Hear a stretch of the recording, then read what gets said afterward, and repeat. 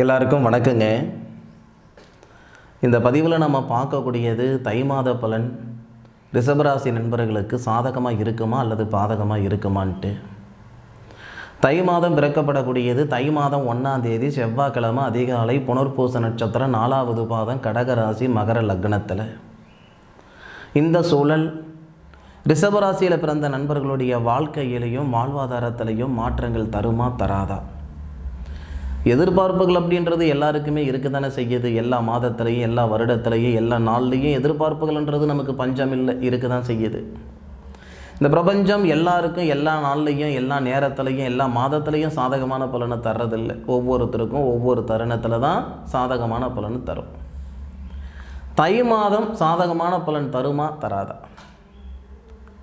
அப்போது ரிஷப ராசி அப்படின்னா ரிஷப ராசி அதிபதி சுக்கிர பகவான் ரிஷப ராசிக்கு 10வது பாவகத்திலையும் 11வது பாவகத்திலையும் வரக்கூடிய மாதம் தை மாதம். தை 1ஆம் தேதியிலிருந்து தை 15ஆம் தேதி வரை சுக்கிர பகவான் ரிஷப ராசிக்கு 10வது பாவகத்தில் தொழில் ஸ்தானத்தில் திருமண ஸ்தானாதிபதி செவ்வாவுடைய பார்வையில் இருப்பார். தொழில் ஸ்தானாதிபதியோடு சேருவார். அப்போது 1ஆம் தேதியிலிருந்து 15ஆம் தேதிக்குள்ளார ரிஷபராசியில் பிறந்த நண்பர்களுக்கு வேலை வாய்ப்பில் இருக்கிற சங்கடங்கள் சரியாகும். சார் 10 வருஷமாக ஒரு நிறுவனத்தில் வேலை செஞ்சுக்கிட்டு இருந்தேன் சார், என்ன ஏதுன்னே சொல்லாமல் திடீர்னு அந்த வேலையிலிருந்து என்னை நிப்பாட்டிட்டாங்க, வேலையிலேருந்து நீக்கிட்டாங்க, விலக்கிட்டாங்க. இந்த நிமிஷம் நான் வேலை வாய்ப்பு இல்லாமல் இருந்துக்கிட்டு இருக்கிறேன் சார். எதை சாப்பிட்டா என் பித்தம் தெளிகின்ற அளவுக்கு நான் இருந்துக்கிட்டு இருக்கேன். வேலை இருக்கும்போது சம்பாதனை இருந்தது, சம்பாதனை இருந்ததுனால கமிட்மெண்ட்டு தேவைகள் அதிகமாக வச்சுக்கிட்டேனுங்க. 3-4 மாத அளவில் வேலை வாய்ப்பு இல்லைங்க. என்றைக்கோ சம்பாரித்ததை வச்சு நான் குடும்பத்தை மெயின்டைன் பண்ணிக்கிட்டு இருக்கிறேனுங்க, இருக்கிற நகநட்டை அடமானம் வச்சு குடும்பத்தை மெயின்டைன் பண்ணிக்கிட்டு இருக்கிறேனுங்கன்னு சொல்லக்கூடிய ரிஷபராசி நண்பர்களுக்கு தை மாதம் 1ஆம் தேதியிலிருந்து தை மாதம் 15ஆம் தேதிக்குள்ளார வேலை வாய்ப்பு தரப்போகுது இந்த பிரபஞ்சம். இதில் மாற்று கருத்து இல்லை. சார் நடக்குமா சார்? இது கேட்குறதுக்கே ஆனந்தமாக இருக்குது. நிச்சயமாக அது நடக்குமா சார்? 100% நடக்கும். வெளியூர் வெளிநாடு போகிறதுக்கான பிரார்த்தமும் இந்த பிரபஞ்சம் தரப்போகுது. வெளிநாட்டில் இருக்கிற நண்பர்களுக்கு பதவி உயர்வும் தரப்போகுது. வேலைவாய்ப்பு இல்லாத நண்பர்களுக்கு வேலைவாய்ப்பு உருவாக்கி கொடுக்கக்கூடிய சூழலும் ஏற்படுத்த போகுது.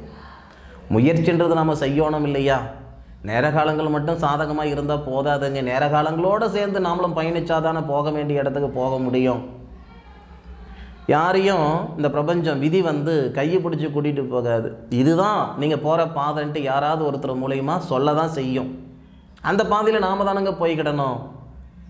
இப்போது அரை மணி நேரத்துக்கு முன்னாடி, ஏன் 2 நிமிஷத்துக்கு முன்னுக்கு இந்த காணொலியை நீங்கள் பார்க்கணும் அப்படின்ற ஒரு சூழல் இல்லை. யதார்த்தமாக என்னுடைய வீடியோ நீங்கள் பார்க்குறீங்க. இந்த வீடியோவில் நான் சொல்லக்கூடிய விஷயத்தை கேட்டு நீங்கள் செயல்படுத்தி அந்த பாதையில் நீங்கள் போனால் தான் சரியாக இருக்கும்ன்ட்டு பிரபஞ்சம் எழுதியிருந்தால் அது மாறவா போகுது? முயற்சி பண்ணி பாருங்கள். தை 1ஆம் தேதியிலிருந்து தை மாதம் 15ஆம் தேதிக்குள்ளார தொழில் ரீதியாக இருக்கிற சங்கடங்கள் சரியாகிறதுக்குண்டான மிகப்பெரிய பிரார்த்தத்தை இந்த பிரபஞ்சம் தரப்போகுது. அதன் பிறகு திருமணம் அப்படின்னா மன வாழ்க்கை ஒரு சிலருக்கு சாதகமாக இருந்திருக்கும், ஒரு சிலருக்கு பாதகமாக இருந்திருக்கும். இந்த ரிஷபராசிக்காரங்களுக்கு செவ்வாய் தான் திருமணஸ்தானாதிபதி. ரிஷபராசியில் பிறந்தவங்களுக்கும் அதே மாதிரி தானுங்க, துளாராசியில் பிறந்தவங்களுக்கும் அது தானுங்க. அப்போது திருமணஸ்தானாதிபதி செவ்வாய் நீச்ச பங்கத்தில் இருந்தார். கிட்டத்தட்ட ஒரு 40 நாளாகவே செவ்வாவுடைய சூழல் சரியில்லை. திருமணத்தில் ஒரு சில நண்பர்களுக்கு தடைகள் கொடுக்கும், ஒரு சிலருக்கு திருமணம் ஆகிட்டு நிம்மதி சந்தோஷம் இல்லாத சூழல் கொடுத்துருக்கோம். என்னதான் காசு பணம் சம்பாதிச்சாலும் வீட்டில் ஒரு நிம்மதி இல்லையே அப்படின்ற ஆதங்கம் நிறைய பேருக்கு இருக்க தான் செய்யும். அப்பேற்பட்ட நண்பர்களுக்கு 8ஆம் தேதிக்கு மேலே, இந்த தை மாதம் 8ஆம் தேதிக்கு மேலே திருமண ஸ்தானாதிபதி நீச்ச பங்கத்திலிருந்து வெளியே வரார். உங்களுடைய ராசிக்கு ரிஷப ராசிக்கு 2வது பாத்தியம் 2வது பாவகன் சொல்லக்கூடிய குடும்பஸ்தானத்தில் வரார். குடும்பஸ்தானத்தில் புனர்பூச நட்சத்திரம் 3வது பாதத்துக்கு வரார். கிட்டத்தட்ட 90 டிகிரியிலிருந்து 60 டிகிரிக்கு வரார். இந்த சூழல் 90 டிகிரிக்கு தான் வரார். ஏன்னா 191 டிகிரிலேருந்து 90 டிகிரிக்கு வருவார். இந்த சூழல் உங்களுக்கு சாதகமாக இருக்கும். என்ன காரணம் அப்படின்னா, உங்கள் ராசியில் ஆல்ரெடி குரு பகவான் இருக்கார். உங்கள் ராசி மேலே வரக்கூடிய அந்த குரு பகவானுடைய சாரத்தில் தான் திருமணஸ்தானாதிபதி வருவார். அப்போ குரு மங்கள யோகம். குருவுடைய சாரத்தில் மங்களான், அதாவது செவ்வாய் வருவதால் குரு மங்கள யோகம். இந்த சூழலால் திருமணத்தில் இருக்கிற தடைகளும் நீங்கிறதுக்கு உண்டான ஒரு பிரார்த்தம், திருமணமாகி நிம்மதி இல்லாத தம்பதிகளுக்கு நிம்மதி சந்தோஷம் உருவாக்கி கொடுக்கறதுக்கான ஒரு பிரார்த்தம். இது தை 1லேருந்தே நடக்கும். ஆனாலும் தை 8ஆம் தேதியிலிருந்து மெஜாரிட்டியாக நடக்கும். இப்போது நமக்கு பிரதானமாக இருக்கிறது, எல்லாருக்குமே பிரதானமாக இருக்கிறது பொருளாதாரத்தில் இருக்கிற பிரச்சனை இல்லையா? செவ்வாய் ராசிக்கு 2வது பாவகத்தில் தனகாரகனுடைய சாரத்தில் வரும் பொழுது தனகாரகனுடைய வீட்டையும் பாப்பாரு பாருங்க. ரிஷபராசிக்கு 2வது பாவகன் தனஸ்தானத்திலிருந்து ரிஷபராசிக்கு 8வது பாவகன் சொல்லக்கூடிய குரு பகவானுடைய வீட்டையும் பார்ப்பாரு செவ்வாய். இதனால் நிறைய நண்பர்களுக்கு பொருளாதார ரீதியாக இருக்கிற சங்கடங்கள் சரியாகும். வாழ்வா சாவான்ற மனநிலையில் நான் இருந்துக்கிட்டு இருக்கிறேன் சார், கழுத்து பிடிக்கிற அளவுக்கு பண பிரச்சனையும் கடன் பிரச்சனையும் இருந்துக்கிட்டு இருக்குது, நான் மீளுவனா மீள மாட்டேனான்னு தெரியல சார். தை மாதம் 16ஆம் தேதி வரைக்கும் உங்களுக்கு நான் டைம் கொடுக்குறேனுங்க. இந்த தை 16ஆம் தேதிக்குள்ளார 100% ஏதாவது ஒரு வகையில் இந்த பிரபஞ்சம் உங்களுக்கு சாதகமான பலனை கொடுக்க போகுது. அதில் மாற்று கருத்து இல்லை. மனுஷனுக்கு தொழில் சாதகமாக இருந்தால் போதுமானதுங்க. யார் எங்கே வைக்கணுமோ, நாம் எங்கே நிற்கணுமோ அங்கே நின்றுபடுவோம் இல்லையா? வளர்ச்சி அப்படின்றது கட்டாயம் வரக்கூடிய தை மாதத்தில் இந்த பிரபஞ்சம் தரப்போகுது. தை 1லேருந்து ஒரு மாதிரியான மாற்றம் வரும், 8ஆம் தேதியிலிருந்து இன்னொரு மாதிரியான மாற்றங்கள் வரும். இன்னும் ஒரு சிலருக்கு மனசார சொல்கிறேன், தனஸ்தானாதிபதின்னு சொல்லக்கூடிய புதன் சுபஸ்தானாதிபதியோடு சேர்ந்து இந்த ரிஷபராசிக்காரங்களுக்கு மட்டுமே சுபஸ்தானாதிபதியாக சூரியன் வருவார். வேறு யாருக்குமே இந்த மாதிரி பிரார்த்தம் இல்லை. தனஸ்தானாதிபதி 2வது பாவகத்துக்கும் 4வது பாவகத்துக்கும் அதிபதி சூரியனும் புதனும் ஒரு பாவகத்தில் வந்தால் புதனாதித்ய யோகம். தை 11ஆம் தேதியிலிருந்து தை மாதம் 29ஆம் தேதி வரை உங்கள் ராசி மேலே இருக்கக்கூடிய குரு பகவானுடைய பார்வையில் சூரியனும் புதனும் உங்கள் ராசிக்கு 9வது பாவகத்துக்கு வருவாங்க. புதனாதித்ய யோகம். அப்போ புதனாதித்ய யோகம் குரு பார்வையில் வந்து உங்களுடைய ராசிக்கு 3வது பாவகத்தை பார்ப்பாங்க. உங்களுடைய முன்னேற்றத்துக்கு முட்டுக்கட்டியாக இருந்த அந்த தடைகளெல்லாம் நீங்கள் போகுதுங்க. ஒரு வேலை செய்யணும்னா செஞ்சுவிட்டு தான் மறுவேளை பார்ப்பீங்க. அந்த மாதிரி ஆள் தான் நீங்கள். ஏதோ ஒரு காலகட்டம் ஒரு 6 மாதத்துலேருந்து நிம்மதி இல்லாமல் இருந்துக்கிட்டு இருப்பீங்க.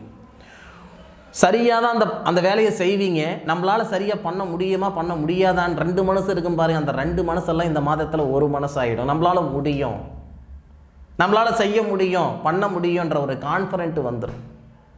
நிச்சயம் சொல்கிறேன், 11ஆம் தேதியிலிருந்து 29ஆம் தேதி வரை நிறைய நண்பர்களுக்கு அரசாங்க உத்தியோகம் உருவாகிறதுக்கான வாய்ப்பு. சார் இதெல்லாம் என்ன சார் நீங்கள் சொல்கிறீங்க, இதெல்லாம் நடக்குமா சார்? டெம்பரவரியாக வேலை செஞ்சுட்டு இருக்கிறவங்களுக்கு பர்மனெண்ட் ஆகிறதுக்கான வாய்ப்பு வரும்.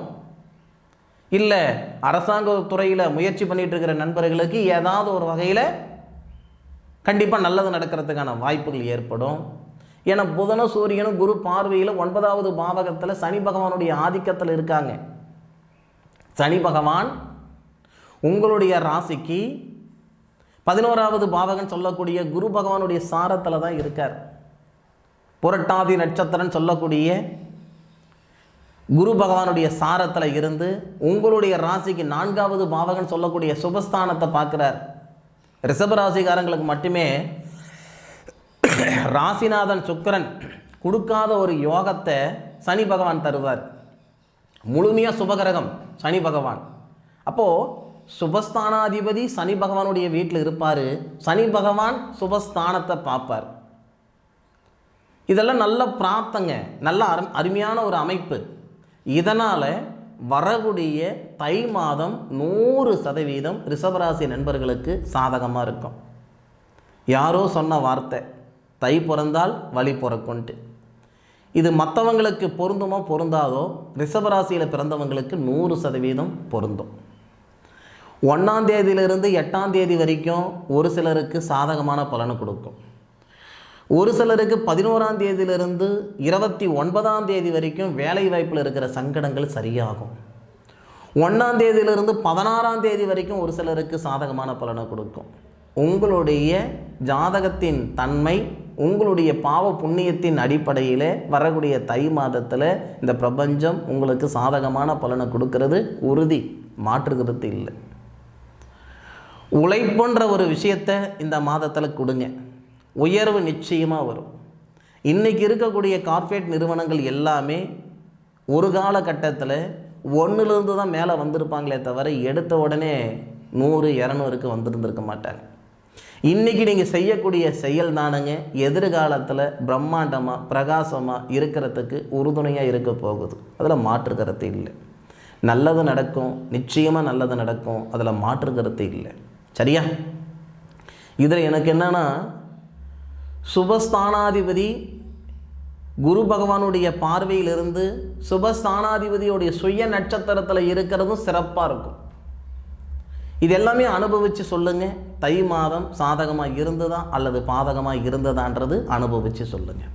சரி நண்பர்களே, மீண்டும் அடுத்த ஒரு அற்புதமான தருணத்தில் உங்கள் அனைவரையும் சந்திக்கும் வரை உங்களிடமிருந்து விடைபெறுவது உங்கள் வீட்டு ஜோதிட நண்பனான மா காளிதாஸ் மணிகண்டன். திருச்சிற்றம்பலம். வாழ்க வையகம், வாழ்க வளமுடன்.